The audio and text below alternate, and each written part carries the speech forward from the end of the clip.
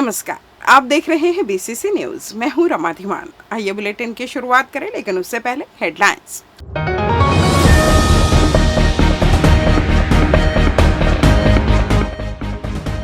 गांव में लग रहा समाधान शिविर, समस्याओं की हो रही सुनवाई। मामूली विवाद में युवक की हत्या, सरकंडा क्षेत्र में तनाव। नीट की परीक्षा संपन्न, जिले में बनाए गए थे 19 परीक्षा केंद्र। और किसानों का विकास महत्वपूर्ण जिम्मेदारी, हुआ सम्मेलन का आयोजन। हेडलाइंस के बाद खबरें विस्तार से। तखतपुर विकास खंड के ग्राम रानी डेरा में आयोजित समाधान शिविर जन सेवा का प्रभावी मंच बनकर उभरा, जहां प्रशासन ने त्वरित कार्रवाई करते हुए 207 में से 196 आवेदनों का मौके पर ही निराकरण किया। शेष 11 प्रकरणों के लिए संबंधित विभागों को समय सीमा निर्धारित की गई। शिविर का शुभारंभ जिला पंचायत उपाध्यक्ष ललिता संतोष कश्यप ने छत्तीसगढ़ महतारी की पूजा अर्चना कर किया। शिविर में विभिन्न विभागों ने आम जन को शासकीय योजनाओं की जानकारी देने के साथ पात्र हितग्राहियों को लाभ भी वितरित किया। श्रम विभाग की सियान सहायता योजना अंतर्गत घोंघरा निवासी राजाराम को 20,000 रुपए की सहायता राशि प्रदान की गई। पंचायत एवं ग्रामीण विकास विभाग ने 6 हितग्राहियों को आवास स्वीकृति आदेश दिए। वहीं समाज कल्याण विभाग ने दिव्यांग अक्षय जगत को बैसाखी प्रदान की। स्वास्थ्य विभाग द्वारा 4 आयुष्मान कार्ड बनाए गए, जबकि लोक सेवा केंद्र ने 10 आधार कार्ड अपडेट किए। खाद्य विभाग ने 6 नए राशन कार्ड जारी किए और राजस्व विभाग ने 8 जाति प्रमाण पत्र वितरित किए। शिविर में 13 श्रमिकों का पंजीयन एवं 1.5 दर्जन जॉब कार्ड जारी किए गए। आयुर्वेद विभाग ने 55 मरीजों का उपचार कर दवाइयां वितरित की। वहीं पशुधन विभाग ने 27 पशुपालकों को दवाइयां दी। एसडीएम नितिन तिवारी एवं सीईओ सत्यव्रत तिवारी की देखरेख में शिविर सफलतापूर्वक संपन्न हुआ, जिसमें बड़ी संख्या में ग्रामीण उपस्थित रहे। राष्ट्रीय मजदूर कांग्रेस का स्थापना दिवस संजय सिंह प्रदेश अध्यक्ष के निर्देशानुसार पूरे प्रदेश के साथ साथ बिलासपुर जिले में भी उत्साहपूर्वक मनाया गया। इस अवसर पर इंटक के समस्त पदाधिकारी चिल्हाटे स्थित कार्यालय में एकत्रित हुए, जहां कार्यक्रम का आयोजन सादगी और संगठनात्मक भावना के साथ किया गया। कार्यक्रम की शुरुआत केक काट कर की गई, जिसके बाद उपस्थित पदाधिकारियों एवं कार्यकर्ताओं ने एक दूसरे को स्थापना दिवस की शुभकामनाएं दी। साथ ही जरूरतमंदों के बीच फल वितरण कर सामाजिक सरोकार का संदेश भी दिया। कार्यक्रम के दौरान श्रमिक हितों की रक्षा और संगठन को मजबूत बनाने का संकल्प भी दोहराया गया। इस आयोजन में मुख्य रूप से इंटक के प्रदेश यूथ अध्यक्ष तजम्मुल हक, जिला अध्यक्ष जेके राठौड़, संगठन महामंत्री दिनेश सिरिया, शहर अध्यक्ष सुजीत बेरिया सहित कई पदाधिकारी मौजूद रहे। इनके अलावा सुशील सूर्यवंशी, निरंजन सिंह राजपूत, जयमल सूर्यवंशी, उत्तर सक्सेना, रेणु सोनी, प्रणीता रजक, वंदना ठाकुर एवं रजनी परिहार सहित अन्य कार्यकर्ता भी कार्यक्रम में शामिल हुए। कार्यक्रम के दौरान वक्ताओं ने संगठन की भूमिका पर प्रकाश डालते हुए कहा कि इंटक हमेशा से मजदूरों के अधिकारों के लिए संघर्ष करता रहा है और आगे भी इसी प्रतिबद्धता के साथ कार्य करता रहेगा। आयोजन में एकजुटता और संगठनात्मक मजबूती का स्पष्ट संदेश देखने को मिला। अरपा नदी के पार स्थित सरकंडा मुक्तिधाम के बाहर लंबे समय से चबूतरा निर्माण की मांग रविवार को आखिरकार पूरी हुई, जहां सरकंडा क्षेत्र के जनप्रतिनिधियों ने मिलकर मुक्तिधाम के सामने 2 चबूतरे का निर्माण कराया, ताकि शव के अंतिम संस्कार के पूर्व होने वाली पूजा वहां की जा सके। आपको बता दें कि वार्ड 62 शास्त्री नगर के पूर्व पार्षद राजेश शुक्ला के नेतृत्व में हुए इस निर्माण कार्य से अंचल के लोगों को काफी राहत मिलेगी। इस बारे में उन्होंने जानकारी देते हुए बताया कि हिंदू धर्म में अंतिम संस्कार परंपरा में शव को मुक्तिधाम के बाहर अंतिम पूजा की जाती है। ऐसे में सरकंडा मुक्तिधाम में उक्त चबूतरे के नहीं होने से सरकंडा के पुराने पुल के पास जमीन में रखकर यह परंपरा को निभाया जाता रहा है, जहां बुजुर्गों को इस दौरान शारीरिक परेशानी होती थी, जिसे लेकर पूर्व पार्षद राजेश शुक्ला ने सरकंडा क्षेत्र के अन्य जनप्रतिनिधियों से चर्चा कर मुक्तिधाम के सामने चबूतरे का निर्माण कराने का निर्णय लिया। आपको बता दें, पूर्व में भी पूर्व पार्षद राजेश शुक्ला द्वारा गरीब परिवार के मृत व्यक्तियों के अंतिम संस्कार को लेकर आर्थिक मदद करते आ रहे हैं। ऐसे में आम जनता के हितों के मद्देनजर रविवार को उनके नेतृत्व में कांग्रेस के युवा नेता विकास ठाकुर सहित अन्य जनप्रतिनिधियों की उपस्थिति में चबूतरे का निर्माण कार्य करा आम जनता के लिए उपलब्ध कराया गया। बहुत समय से आम लोगों की एक मांग थी कि मुक्तिधाम के गेट के बाहर एक चबूतरे का निर्माण कराया जाए। तो आज हमारे ये 3 वार्ड से लगा हुआ एक मुक्तिधाम है, 62, 61 और 60। आज तीनों पार्षद श्री राजेश शुक्ला जी, श्री विजय ताम्रकार जी, श्री राजेश दूसरे जी, इन तीनों मौजूद थे। आज वहाँ चबूतरे का निर्माण कराया गया, जिससे आम लोगों को वहाँ जो 100 लेके आते हैं तो उन्हें रखने में आसानी जाए, जिसमें उन्हें पूजा करने में तकलीफ ना हो। इसलिए आज चबूतरा निर्माण का कार्य वहाँ प्रारंभ किया गया है कि यहाँ पे भैया एक चबूतरा 2 चबूतरा बना दिया जाए, जिससे लोग अंतिम संस्कार में आते हैं तो नीचे रख के पूजा करते हैं और उनको काफ़ी तकलीफ़ों का सामना करना पड़ता है, क्योंकि आजकल अधिकतर लोगों के घुटने में दर्द रहता है। और इसलिए एक प्रयास हम तीनों पार्षदों के द्वारा किया गया है कि यहाँ पे एक चबूतरा बनाया जाए, जिसमें अंतिम संस्कार में लोगों के साथ पूरे सम्मान के साथ उसका अंतिम संस्कार हो सके। ये 2 चबूतरे का निर्माण होने से लगता है सहूलियत हो जाएगी, काफ़ी कुछ सुविधा होगी। लेकिन लोगों की मांग तो ये है कि जो पुराने ब्रिज के नीचे जहाँ पे एक वहाँ पे भी जहाँ पे ज़मीन पे रख के पूजा करते हैं, वहाँ पे भी एक बनाया जाए करके, वहाँ पे भी लोगों की मांग है। लेकिन अभी हम लोगों ने उसको और कुछ लोगों से बात करने के बाद उसको करेंगे, क्योंकि वो मेन रोड में पड़ता है। तो काफ़ी लोगों से बात करने के बाद हो सकता है उसको भी अपन लोग तीनों पार्षद मिल के करें। कुछ लोग विरोध भी कर रहे थे कि यहाँ अवैध निर्माण हो रहा है। न्यायधानी में अपराध थमने का नाम नहीं ले रहा है। सरकंडा थाना क्षेत्र के मोपका चौक में शनिवार रात एक मामूली विवाद ने खूनी रूप ले लिया, जहां बीच बचाव करने पहुंचे युवक की चापड़ से गला रेत कर हत्या कर दी गई। घटना के बाद इलाके में दहशत और आक्रोश का माहौल है। मिली जानकारी के अनुसार मृतक की पहचान अभिषेक यादव निवासी मोपका गुड़ी मोहल्ला के रूप में हुई है, जो BA सेकेंड ईयर का छात्र था। घटना रात करीब 10:30 बजे की है, जब उसका चचेरा भाई ओम प्रकाश यादव कुछ लोगों से विवाद में उलझ गया। देखते ही देखते विवाद मारपीट में बदल गया और करीब 5 युवकों ने ओम प्रकाश के साथ मारपीट शुरू कर दी। छोटे भाई को बचाने पहुंचे अभिषेक को आरोपियों ने निशाना बना लिया।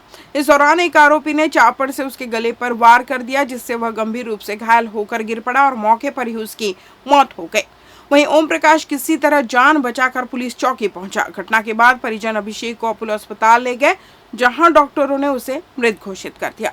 आक्रोशित परिजनों और स्थानीय लोगों ने थाने का घेराव कर कार्रवाई की मांग की। पुलिस ने तत्परता दिखाते हुए 5 आरोपियों को गिरफ्तार कर लिया।